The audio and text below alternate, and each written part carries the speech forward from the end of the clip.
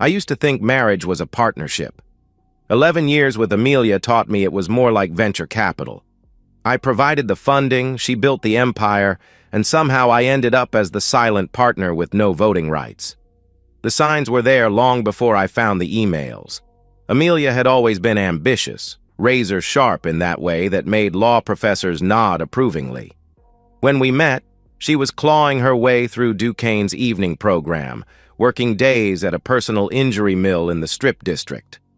I was the steady boyfriend who brought dinner to her study sessions, who listened to her practice opening statements in our cramped apartment bathroom mirror. After graduation, she landed at Morrison, Klein & Associates, one of Pittsburgh's white shoe firms. Corporate law, mergers, the kind of work that came with mahogany conference tables and clients who owned steel mills. I built her first client management system on our kitchen table, wrote custom encryption protocols to protect attorney-client privilege. She kissed my forehead and called me her secret weapon. That was 7 years ago. These days, she barely looked up from her phone when I spoke. The transformation happened gradually, like rust spreading through steel. First came the subtle corrections, how I held my fork at firm dinners, the way I pronounced amuse-bouche at some partner's anniversary party. Then the phone addiction, text messages during movies, emails during dinner, urgent calls that couldn't wait until after we'd finished making love. "It's the Peterson merger," she'd say, sliding out of bed to take another call from Richard Blackwood, the senior partner who'd become her mentor. "You know how these deals are." I knew how they were. I'd automated half the due diligence software their firm used. The passive disdain started small. Comments wrapped in lawyer speak, delivered with that practiced smile she used on hostile witnesses. "Nathan's more of a behind-the-scenes type," she'd tell people at cocktail parties, her hand on my arm like she was restraining a dog. "He's brilliant with computers, but you know how technical people are with social situations." I'd smile and nod, play the agreeable husband who didn't notice the way her colleagues exchanged glances. Last month, our home Wi-Fi started dropping signals in the evenings. Amelia complained it was interfering with her work calls, so I spent a Thursday night crawling around our Shadyside townhouse, checking router placement and signal strength. That's when I noticed her laptop was logged into an iCloud backup. Not her primary account, but one tied to an old work email she'd used at the injury mill. I shouldn't have looked. Marriage counselors probably have entire chapters about respecting digital privacy. But the backup was running automatically, pulling data from her phone, and there was something clinical about the way I clicked through the folders, like debugging code, following logic trees to their conclusions. The photos weren't what broke me. Sure, seeing Amelia's body pressed against Richard Blackwood's in what looked like his home office made my stomach clench. But I'd suspected the affair for months. What destroyed something deeper was the email thread between them, saved in her drafts folder like love letters she couldn't bring herself to delete. "He packed my lunch this morning. Again. Like I'm still some broke intern who can't afford Panera. Richard, I'm making partner on his dime and he still treats me like I need taken care of." Richard's response: "At least he's trainable. Does he still do that thing where he explains your own cases back to you?" "Oh God, yes. Last week he started telling me about fiduciary duty because he read some Wikipedia article. I wanted to scream, 'I'm a f***ing attorney,' but you know how he gets when his feelings are hurt." There were dozens of messages like this.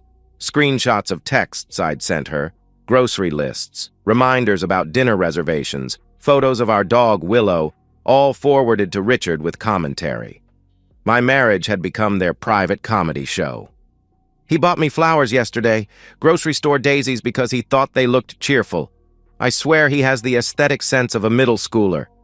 The same man who created million-dollar software can't figure out why I don't want to split a Subway sandwich for lunch."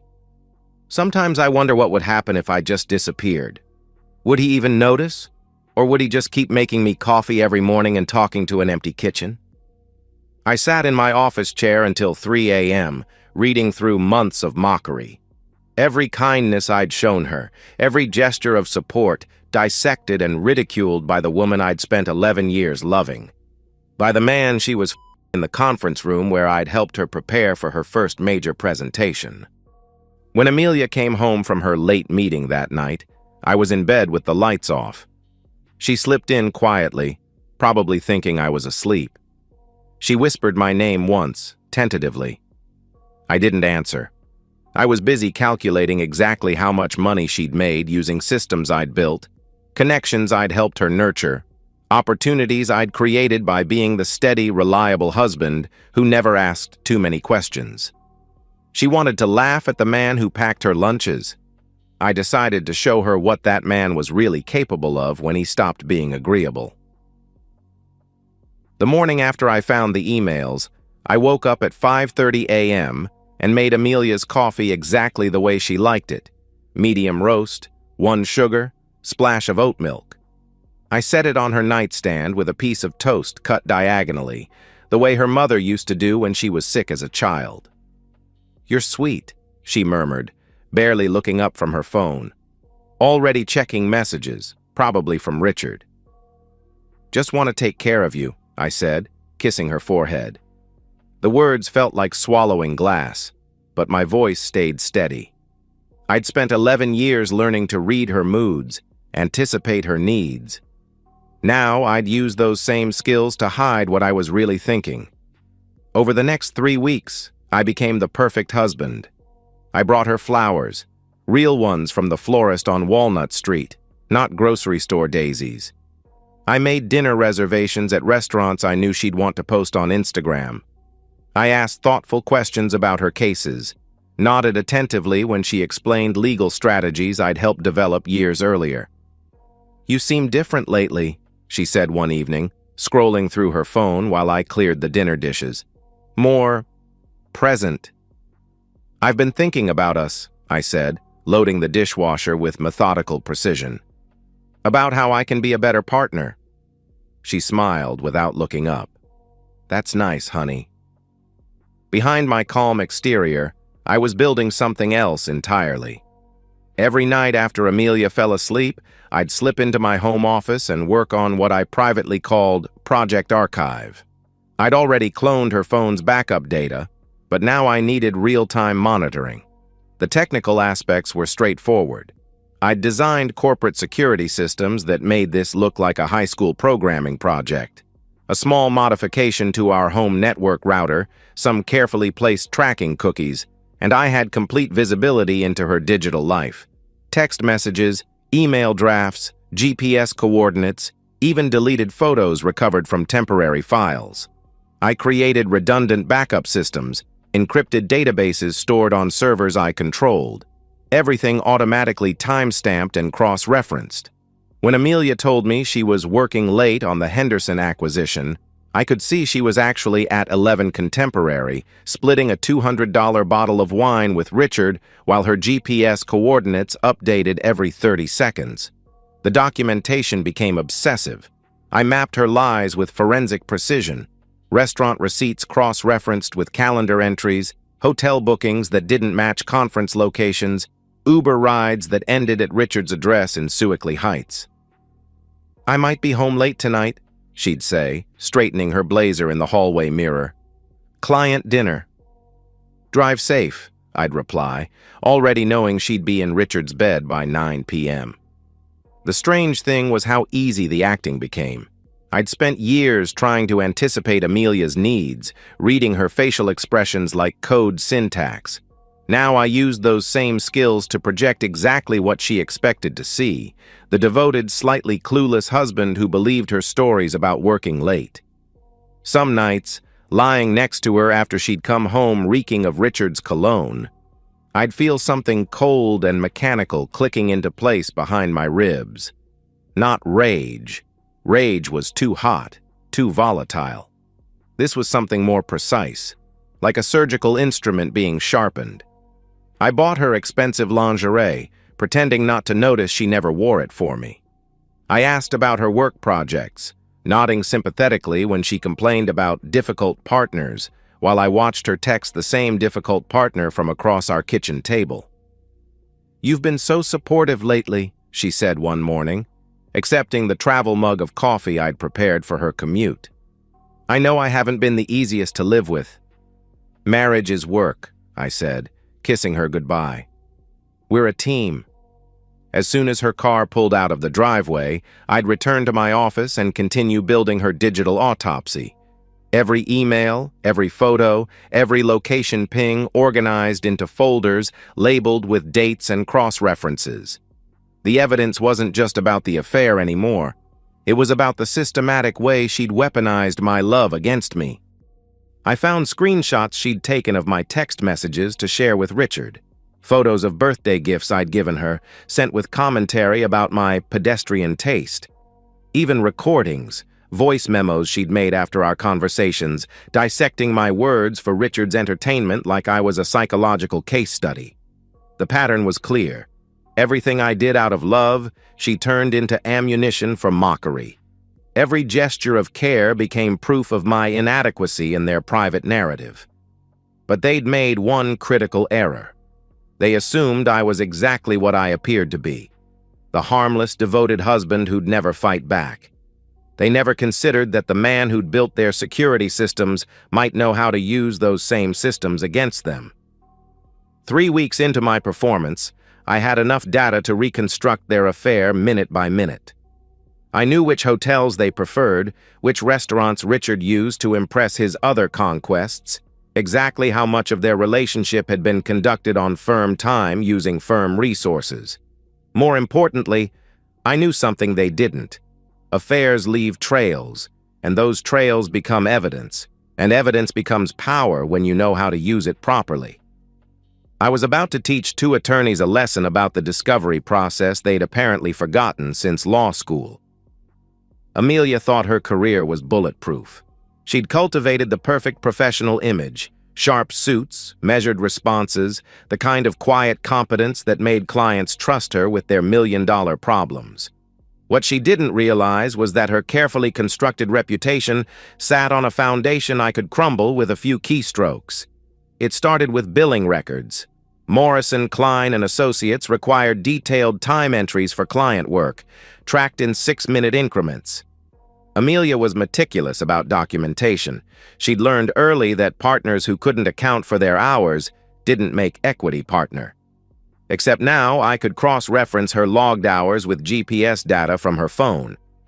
On March 15th, she'd billed 4 hours to Hartwell Industries for contract review and client consultation.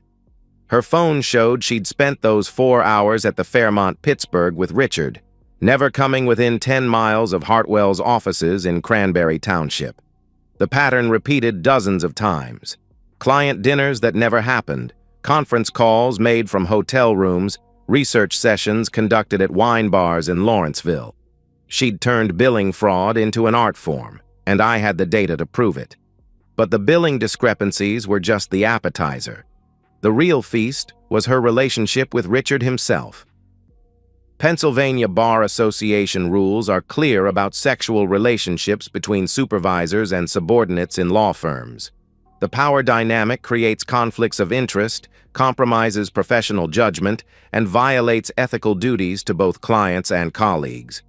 Most firms have explicit policies prohibiting such relationships, especially when one party has influence over the other's partnership track. Richard Blackwood wasn't just Amelia's lover. He was the senior partner who'd shepherded her through the equity review process. He'd written her performance evaluations, recommended her for high-profile cases, and advocated for her promotion to the executive committee.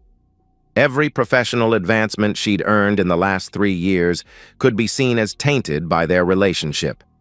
I spent evenings pulling apart their professional interactions like a forensic accountant.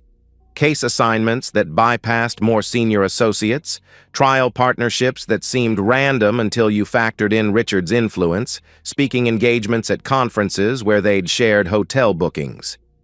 The firm's own policies became my roadmap. Morrison, Klein had a thick ethics manual, the kind of comprehensive document that covered everything from client confidentiality to appropriate social media use. I'd actually helped design their digital security protocols when they upgraded their case management system 2 years ago. Section 4.3 dealt specifically with romantic or sexual relationships between firm personnel. The language was clinical but unambiguous. Such relationships must be disclosed to management, cannot involve direct supervisory authority, and require recusal from personnel decisions affecting the subordinate partner. Richard and Amelia had violated every clause. Not only had they hidden their relationship, but Richard had actively leveraged his position to advance her career while they were sleeping together. That made every case he'd assigned her, every positive review he'd written, potentially fraudulent. I dug deeper into firm communications, using access credentials Amelia had shared years ago when I'd troubleshot her email issues. Internal memos revealed the partnership evaluation process, including Richard's glowing assessments of Amelia's exceptional commitment and mature judgment. The same mature judgment that had led her to risk both their careers for afternoon sex in empty conference rooms. But the smoking gun wasn't in their professional relationship. It was in how they'd used firm resources to conduct their affair. Email metadata showed dozens of personal messages sent through the firm's server. Credit card records I'd obtained through Amelia's shared accounts revealed client entertainment budgets used for romantic dinners. Hotel bookings charged to the firm for conferences they'd never attended. They'd turned Morrison, Klein into their personal dating service, funded by client billable hours and partnership draws. The beautiful irony was how perfectly they'd documented everything themselves. Lawyers are obsessive record keepers by training, and their affair had generated enough evidence to fill a filing cabinet. Text messages discussing case strategies between orgasms, voice memos about client meetings recorded in Richard's bedroom, email chains mixing legal advice with sexual innuendo.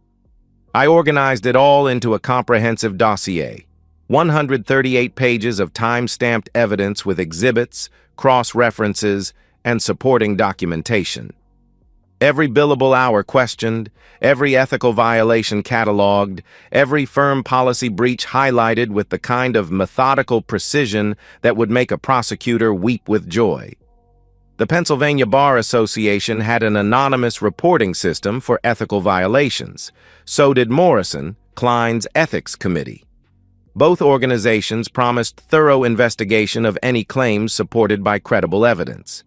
I had enough credible evidence to end 2 careers and potentially trigger a broader investigation into the firm's oversight practices. The only question was timing.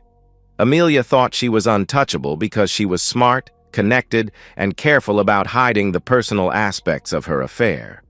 What she hadn't counted on was that her husband might be smarter, more connected to their digital infrastructure, and infinitely more careful about documentation.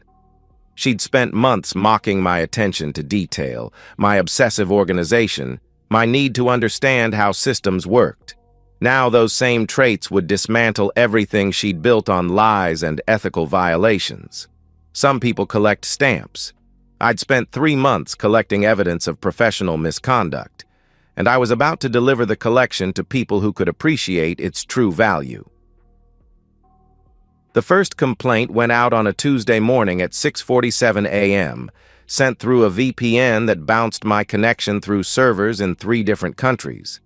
I'd spent weeks crafting the submission to the Pennsylvania Bar Association's disciplinary board, 18 pages of clinical prose with 42 supporting exhibits, all formatted according to their published guidelines. This complaint concerns serious ethical violations by attorney Amelia Catherine Grayson, bar number 847291, involving fraudulent billing practices, undisclosed conflicts of interest, and systematic misuse of client resources.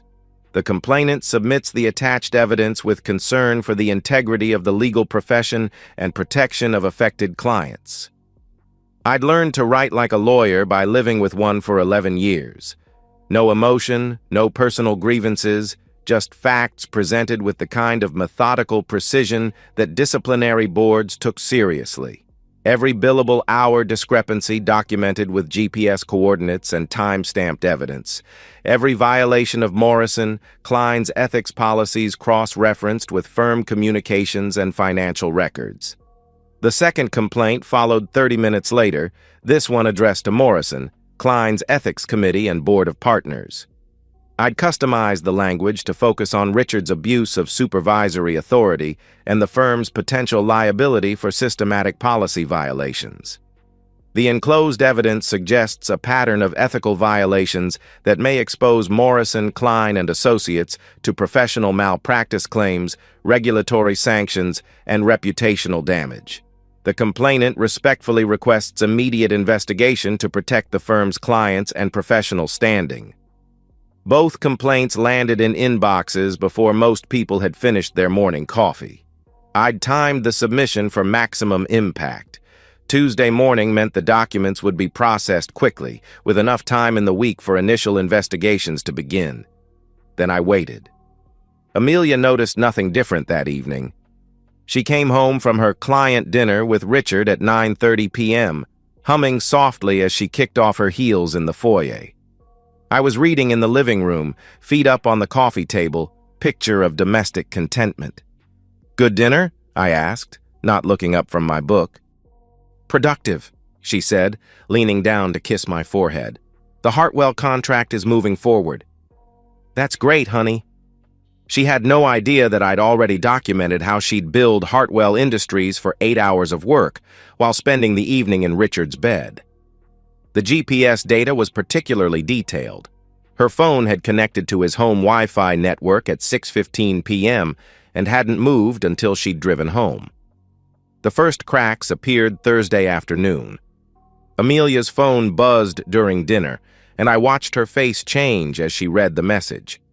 Color drained from her cheeks, and her fork clattered against her plate. "Everything okay?" I asked, cutting my steak with careful precision.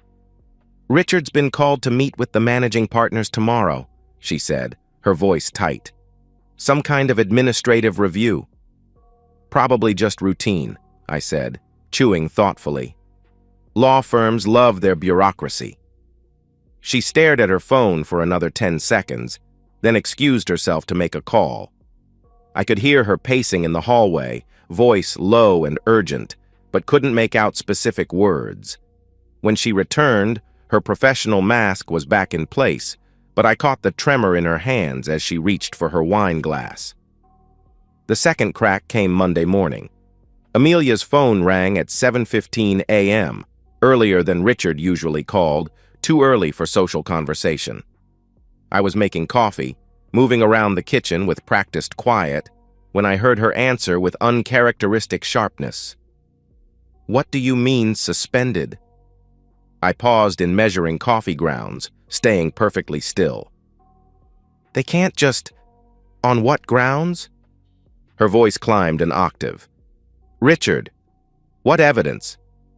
"Evidence of what?" The conversation lasted 12 minutes. When she emerged from the bedroom, Amelia looked like she'd aged 5 years overnight. Her professional armor was cracking, revealing something fragile and desperate underneath. "Richard's taking a leave of absence," she announced, pouring coffee with shaking hands. "Some kind of internal investigation." "That sounds serious," I said, keeping my tone neutral. "Is the firm okay?" "It's fine," she snapped, then caught herself. "Sorry, I'm just stressed.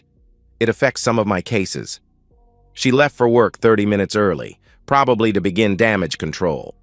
I spent the morning in my office, monitoring her phone's GPS coordinates as she drove directly to Morrison, Klein's offices instead of her usual stop at Starbucks. The divorce papers were served Thursday afternoon at 3:47 p.m. I'd hired Patricia Morrison from Goldstein and Associates, no relation to Amelia's firm, but with a reputation for handling high-asset dissolutions with surgical precision. The process server found Amelia in the Morrison, Klein lobby, handed her the manila envelope, and walked away before she could fully process what was happening. She called me 6 minutes later. "Nathan, what the f*** is this?" I was sitting in my home office watching her GPS coordinates on my monitor. She was still in the firm's lobby, probably staring at the papers in disbelief. "Divorce petition," I said calmly. "I thought it was self-explanatory. Are you out of your mind? We can work this out. Marriage counseling, whatever you want. But divorce? I want consequences for your choices," I said. "The papers spell out the terms pretty clearly." She tried to negotiate, threatened to fight the settlement, promised to end things with Richard and focus on us. But I'd spent months studying our prenuptial agreement, the document she'd insisted on when her career started taking off, designed to protect her assets from any future claims. The irony was perfect. The same prenup that was supposed to shield her wealth contained a morality clause she'd demanded for mutual protection. Adultery voided her right to shared property, including the house, joint accounts, and my intellectual property investments. She'd written her own financial death warrant and signed it with a Mont Blanc pen I'd given her for passing the bar exam. "You changed the locks?" she asked when she came home that evening, standing on our front porch like a stranger. "Your things are in storage unit 247 on Brownsville Road," I said through the closed door. "I paid 3 months in advance." "Nathan, please, open the door. We need to talk about this like adults."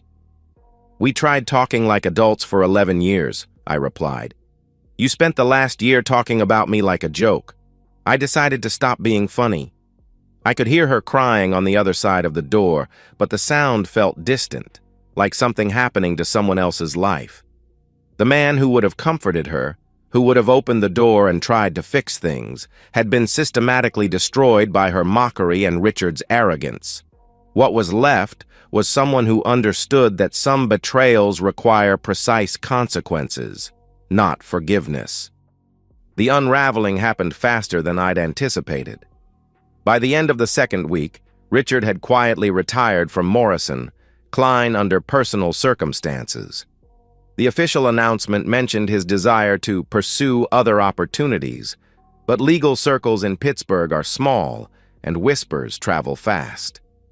Amelia lasted another month before the suspension came down.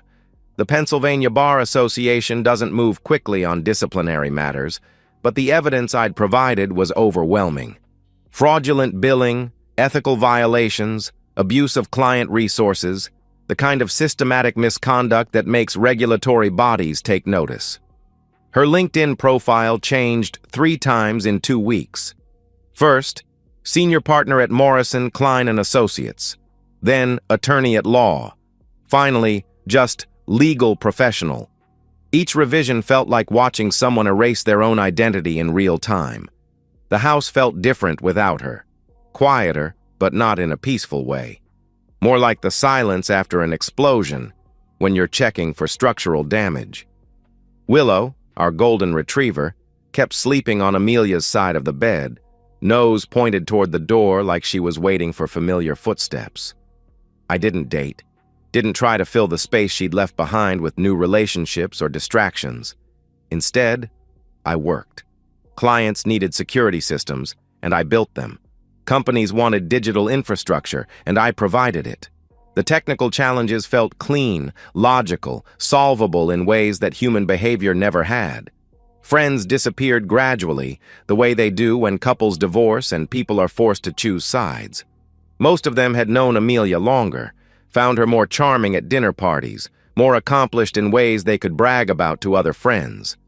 I didn't fight for their loyalty or try to explain my side of the story. Let them think what they wanted.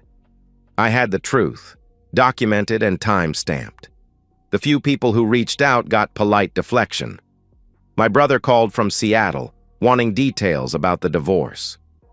Just grew apart, I told him, which was technically accurate. We'd grown apart from the moment she decided I was worth mocking instead of respecting.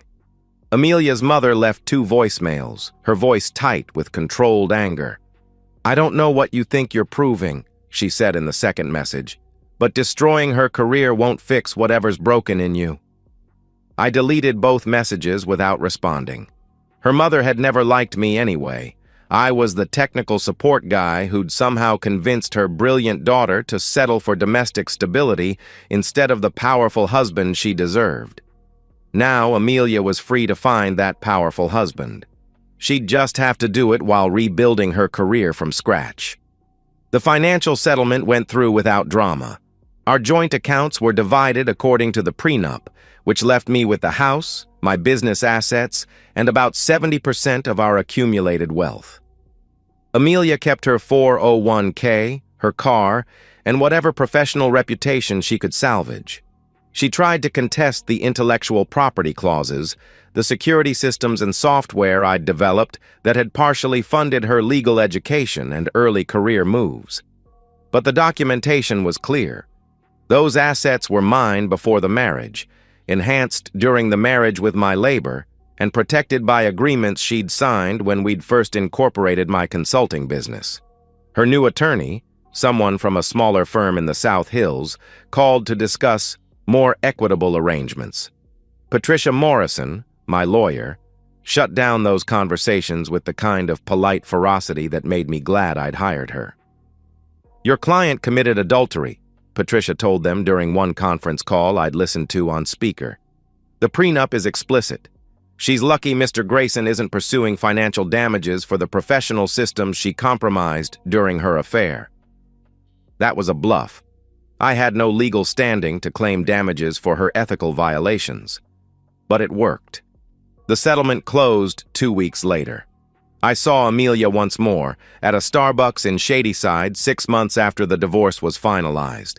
She was sitting alone at a corner table, laptop open, looking smaller than I remembered. Her hair was different, shorter, less polished. The expensive clothes had been replaced with something more practical, the kind of outfit someone wears when they're rebuilding instead of maintaining. She looked up when I walked in, caught my eye for a moment across the crowded cafe. I could see her calculating whether to approach, weighing the social dynamics of an accidental encounter between ex-spouses who'd ended things with lawyers and legal documents instead of conversations. I ordered my coffee and left without acknowledging her. Not out of cruelty, but because we had nothing left to say to each other. She'd made her choices, I'd made mine, and the consequences had played out exactly as they should have. Later, I heard through professional networks that she'd found work at a small firm in Monroeville, handling routine family law and personal injury cases. The kind of work she'd done before Morrison, Klein, before the partnership track, before she'd decided I was something to be mocked instead of valued. The wheel had come full circle, except now she was the one starting over without a supportive partner to help build her next attempt at success. I felt nothing about her diminished circumstances. Not satisfaction, not regret, just the kind of neutral acknowledgement you might have about a stock price or weather forecast. She'd gambled with our marriage and lost. The market had corrected itself, and now we were both living with the new valuations. I stand in the kitchen at 6:30 a.m. making coffee for one. The morning routine feels smaller now, more efficient. 1 cup, 1 spoon, no need to accommodate anyone else's preferences or schedule. Willow sits by my feet, still hopeful that a second person might appear to give her extra attention. The silence isn't lonely anymore. It's purposeful, like the quiet of a workshop where someone is building something that requires concentration. I've been building a new life, piece by piece, without the background noise of someone critiquing my methods or mocking my materials. This morning's project is a security system for a medical practice in Squirrel Hill. The doctors want something that protects patient data while remaining user-friendly for staff who aren't technically sophisticated. It's the kind of challenge I've always enjoyed. Complex problems with elegant solutions, where success is measured by function rather than opinion. I don't miss Amelia. That's the truth I've had to accept over the past year. What I missed was the idea of a partner who respected what I brought to the relationship, who saw my stability as strength rather than weakness, my reliability as valuable rather than pedestrian. That woman never existed. She was a projection, a fantasy I'd maintained even as the real Amelia was photographing my text messages to share with her lover, recording my conversations to dissect for their entertainment, turning 11 years of marriage into material for their private comedy show. The real Amelia was someone who could weaponize trust, who could smile while stabbing, who could accept my love and support while fundamentally despising the man who provided it. The real Amelia was exactly the kind of person who would commit professional fraud to fund an affair, then act shocked when the evidence surfaced. I gave her everything she said she wanted: financial security, professional support, unwavering devotion, space to build her career without domestic interference. In return, she gave me contempt disguised as affection, mockery packaged as humor, and betrayal presented as personal growth. The mathematics were simple. She withdrew value from our relationship while contributing nothing but performance art. When I closed the account, she acted like I'd stolen something that belonged to her. Some mornings I think about the life we could have had if she'd been capable of basic respect. Not love. I'm not sure she was capable of that either, but simple human decency toward the person who'd helped build the platform she stood on. If she'd been honest about losing interest, we could have divorced amicably, divided assets fairly, maybe even remained friends. If she'd been professional about her career ambitions, she could have had Richard without destroying everything else. But honesty would have required her to see me as a person rather than a resource, and respect would have meant acknowledging what I'd contributed instead of minimizing it. Neither option fit her narrative about herself as a brilliant legal mind held back by an inadequate husband. So she chose mockery, fraud, and systematic betrayal. And I chose consequences. The house feels different now, not empty, but appropriately sized. I've converted Amelia's home office into a workshop for hardware projects. Her walk-in closet became storage for computer equipment. The spaces she'd claimed have been repurposed for things that actually matter to me. Friends ask if I'm ready to date again, if I'm looking for someone new. The question assumes I want to replace what I lost, that the goal is to find another partnership, another chance at domestic happiness. But I didn't lose a partnership. I ended a parasitic relationship disguised as a marriage. What I found was something more valuable: clarity about what I'm willing to accept from other people and what happens when they mistake my kindness for weakness. I pour my coffee and walk to the window overlooking my backyard. Willow follows, tail wagging hopefully. The garden looks better than it did when Amelia lived here. I've had time to properly maintain it, to plant things that will thrive rather than just look impressive for dinner party photos. Last week I heard that Amelia's working for a small firm in Monroeville now, handling family law cases and personal injury claims. The same kind of work she was doing when we met, before I helped build the foundation for everything she achieved afterward. She's starting over at 38, rebuilding a reputation she destroyed through arrogance and poor judgment, learning to live without the financial cushion my success had provided. It's not the life she'd planned when she was mocking my grocery store flowers and pedestrian gift choices. I feel nothing about her circumstances. Not satisfaction, not regret, just the neutral acknowledgement of cause and effect playing out as they should. She made choices. I responded to those choices, and now we're both living with the results. The difference is that I chose my consequences deliberately, while she stumbled into hers through a combination of entitlement and stupidity. I wanted accountability. She wanted to have everything without paying for anything. The final irony is that she got exactly what she claimed to want: freedom from the boring, reliable husband who didn't appreciate her sophisticated needs. She can date men who understand fine dining and cultural references, who won't embarrass her at firm parties with technical explanations or practical concerns. She just has to do it while working 60-hour weeks at a second-tier law firm, living in a one-bedroom apartment, driving a Honda Civic instead of the BMW I'd helped her buy. I finish my coffee and rinse the cup, loading it into the dishwasher with mechanical precision. Another day of building systems that work, solving problems that have solutions, dealing with clients who pay for value instead of expecting it as their due. Some people want closure, long conversations about what went wrong, mutual apologies, gradual healing that leads to friendship or at least peaceful coexistence. I wanted consequences, clean, permanent, proportional to the damage she'd caused. She got them. And that's the end of today's story. If you enjoyed it, please give this video a thumbs up and drop a comment below. Your support helps the algorithm push my content further. If you're new to the channel, don't forget to hit that subscribe button. It really helps me keep creating more stories for you. Thanks for watching, and I'll see you in the next one.